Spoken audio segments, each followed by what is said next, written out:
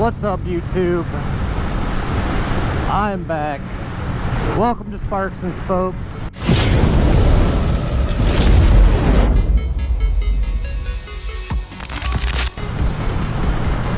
We're riding up to Harpers Ferry today. We're going to go through Charlestown, West Virginia, into Harpers Ferry, West Virginia. We might even stop by the Antietam battlefield today. Harpers Ferry is a small town nestled right in between the Potomac and Shenandoah rivers. It's very historic. It's pretty small, like I said, but it's a beautiful little town. Lots of hiking, lots of trails, lots of history there, back to the Civil War era.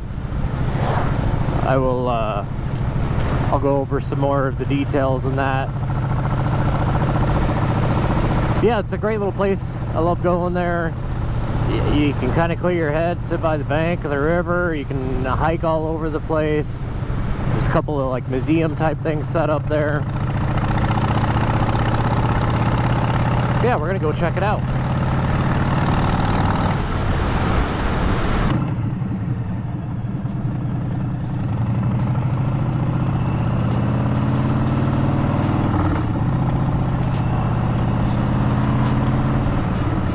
This is Charlestown.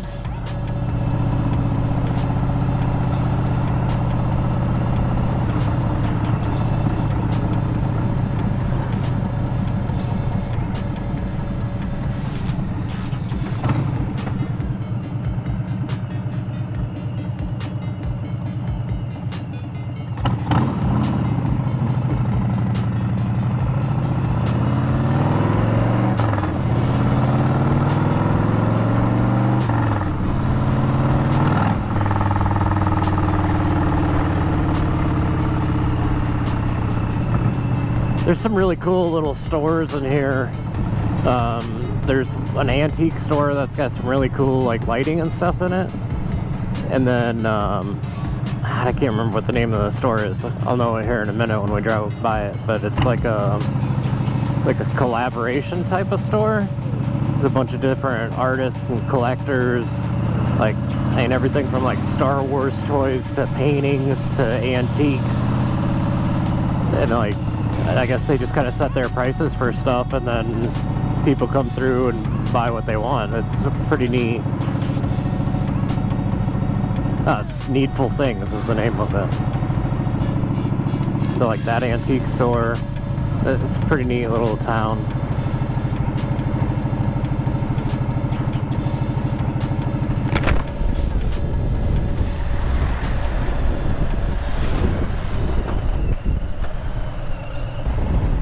Charlestown was founded in 1786 by Charles Washington, the youngest brother of George Washington.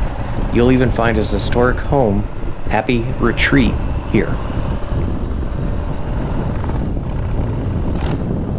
It's also home to the Jefferson County Dragway, a historic track where gearheads have been racing for decades.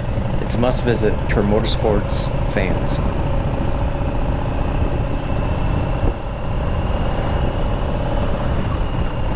If you love spooky places, Charlestown has plenty of ghost stories. The old opera house and some Civil War sites are rumored to be haunted, perfect for a night ride. The town switched hands over 6 times between Union and Confederate forces. The battlefield scars and historical markers tell the story. It was originally a part of Virginia, but during the Civil War, West Virginia seceded from Virginia in 1863 to become a Union state.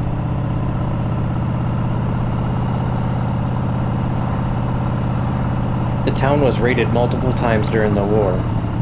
With Union and Confederate forces taking turns occupying it, many historic buildings were destroyed, but some, like the Zion Episcopal Church, remain.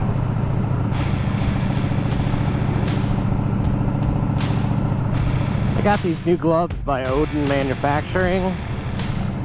I'm not sure how much I like them yet.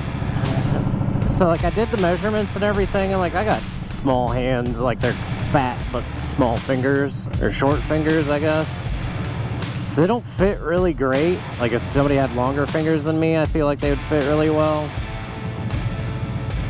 And I guess they're breaking in. I don't know how long it's going to take for them to break in. I'm planning on doing a review on them after I get some more miles in. I'll let you guys know what I think. I know that their like customer service and everything was really great. Dealing with, you know, their website and all that was really great. A lot of their gloves were out of stock. One thing I can tell you is they're supposed to be like a colder weather riding glove. They are not. If you're looking for something to be able to ride below like 40 degrees, these are not the glove for you. I think they'll be a really good like spring summer glove. Maybe not so much in the summer, your hands will probably sweat to death. But like springtime, like right now, they're pretty much perfect. I can feel the wind on my knuckles through them, even though they're like a full leather. So they do breathe a bit. They're kind of tight in the palm, so like grabbing the throttle and the bars and stuff, it kind of makes you can feel like a crease in the middle of your palm. But I'm hoping breaking them in more, they'll get more comfortable and a little bit looser-ish. I don't really want them to be loose, but being tight across the palm kind of sucks.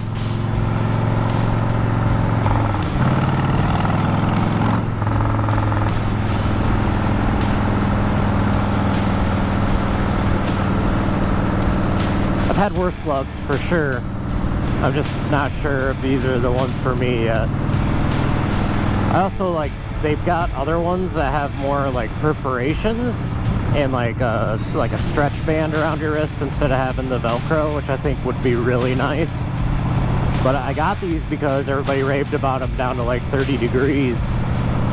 And I disagree with that. They are not a cold weather glove. Like even right now in between my fingers is cold, and it's about, it's almost 50 degrees outside right now.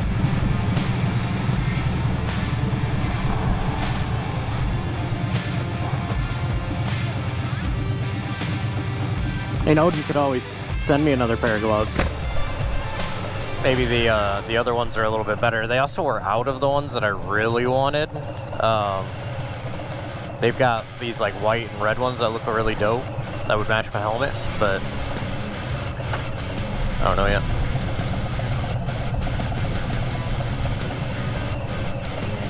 So I don't live very far from Harpers Ferry. Like I'm almost there now. Charlestown is like 10-15 minutes. Harpers Ferry is another like 5. But it's such a beautiful spot that if you live in this area, or if you're coming to visit, even if you visit like the DC area, Harpers Ferry is a must, man. It's so beautiful. There's so much history. They even do ghost tours, so like you can walk around and see places that are haunted. If you're into that kind of thing.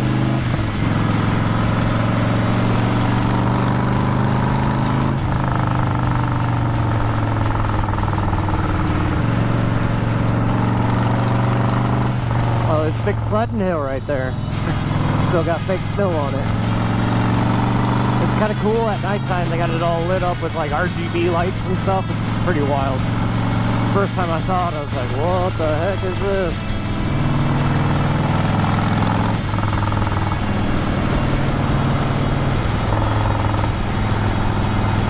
There's the mighty Shenandoah River. They do a lot of like canoeing. There's whitewater rafting out here, or white water rafting. All kinds of like little adventure clubs and stuff that you can get out on the water with. We did the tubing a couple of times and it was a ton of fun.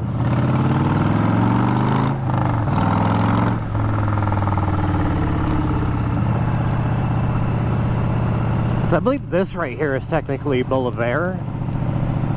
I might be saying that wrong, but I'm pretty sure it's Bolivar. And then as we turn the corner up here, then we'll start going down into Harpers Ferry.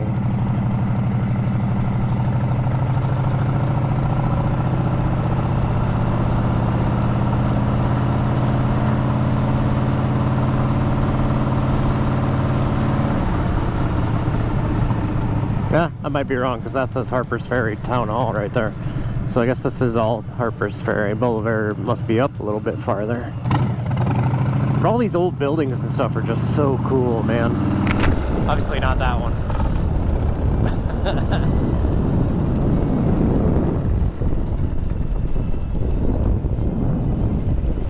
West Virginia Civil War Trails.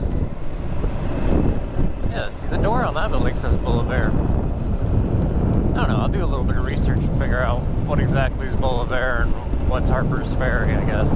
But I thought it wasn't until like you went over this little hill and we're coming down.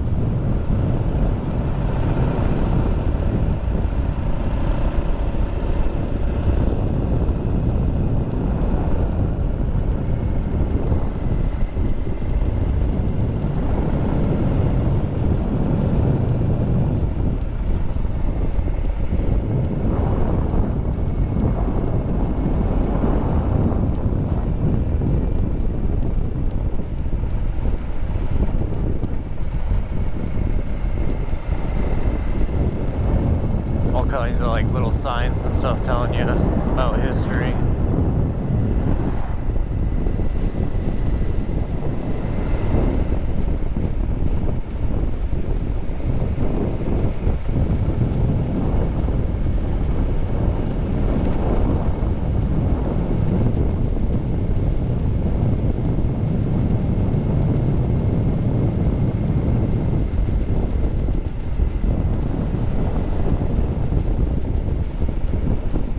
Definitely come out here and get a workout walking up that hill.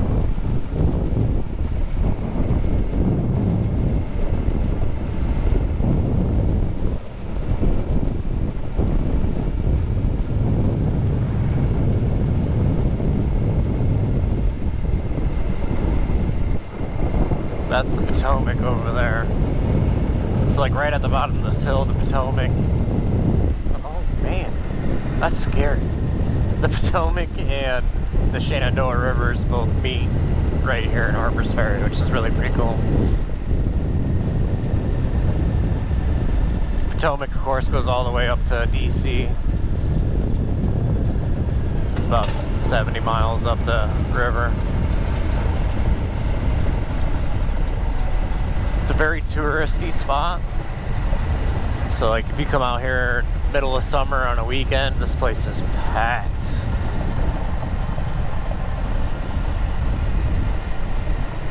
There was a wax museum right here. We went through it a couple years ago.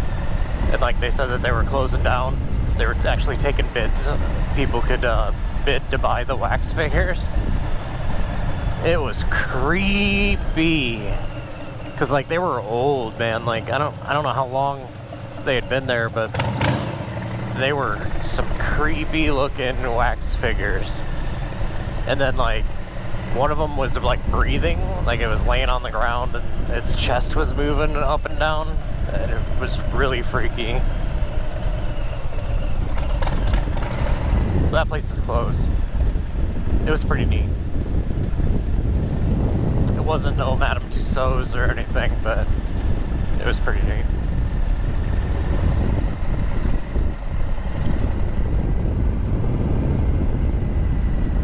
There's a donkey.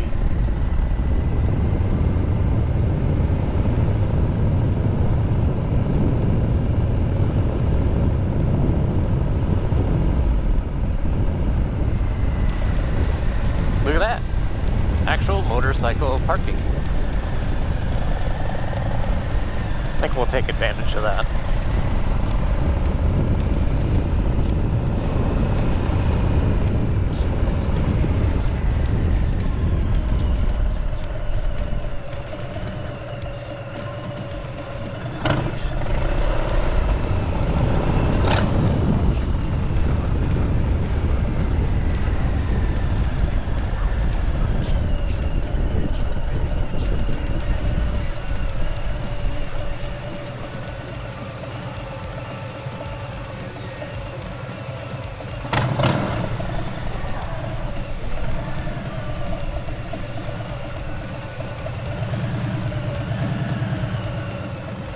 this bike fits way better right here than my Street Glide does. Come on, neutral.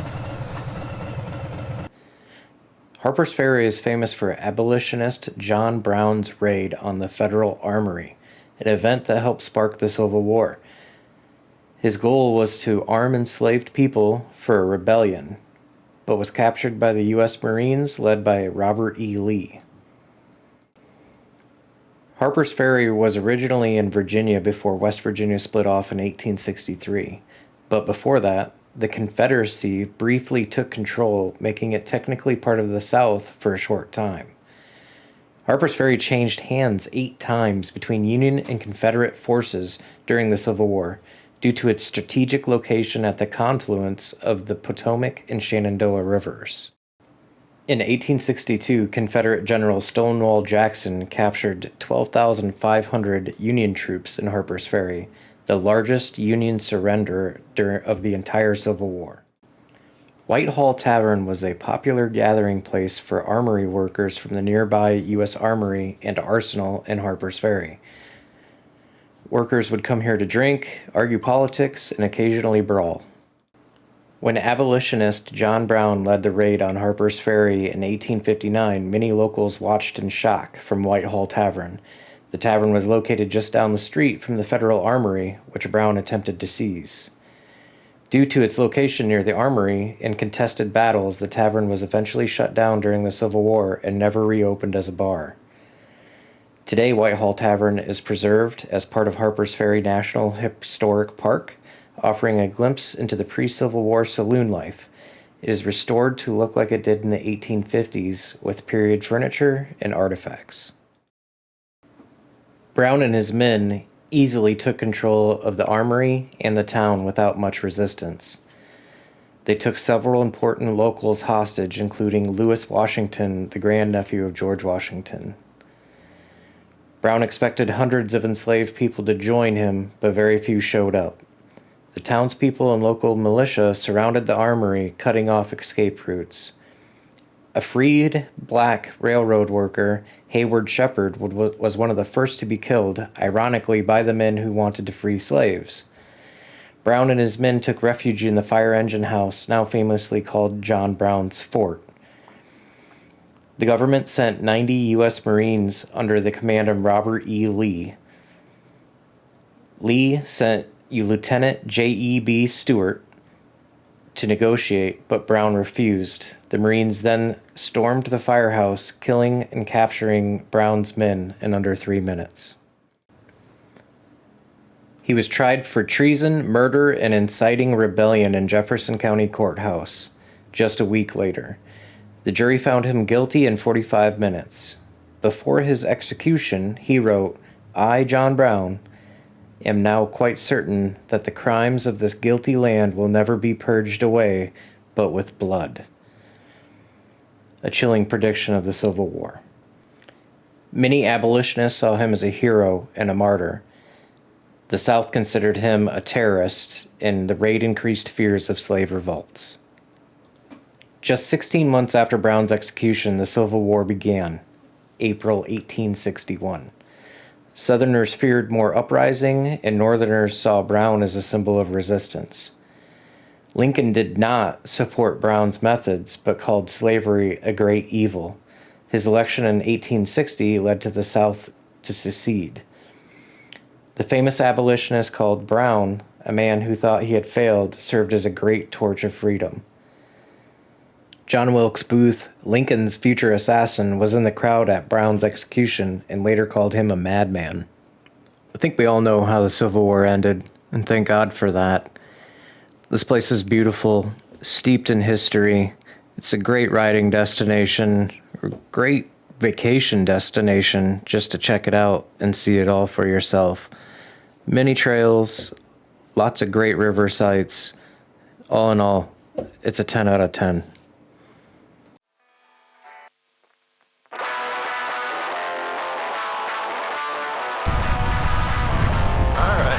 Roll through the actual park area.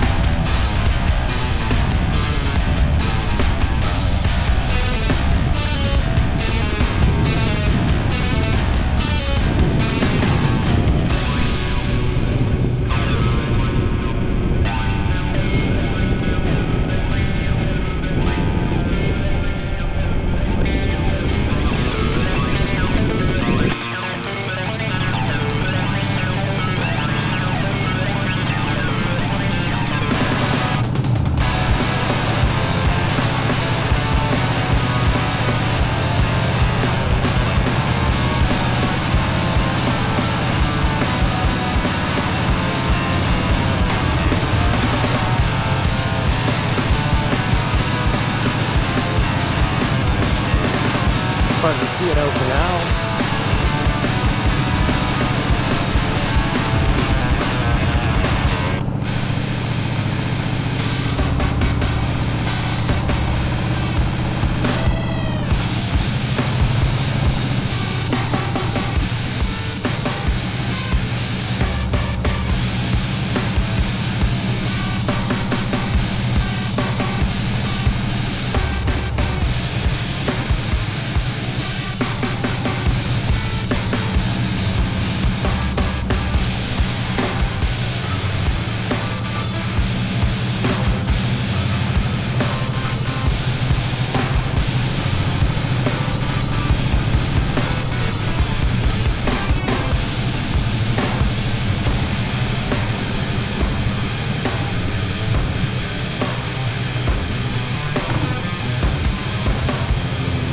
Uh-oh. Police is up there. I'm glad I'm not going that way.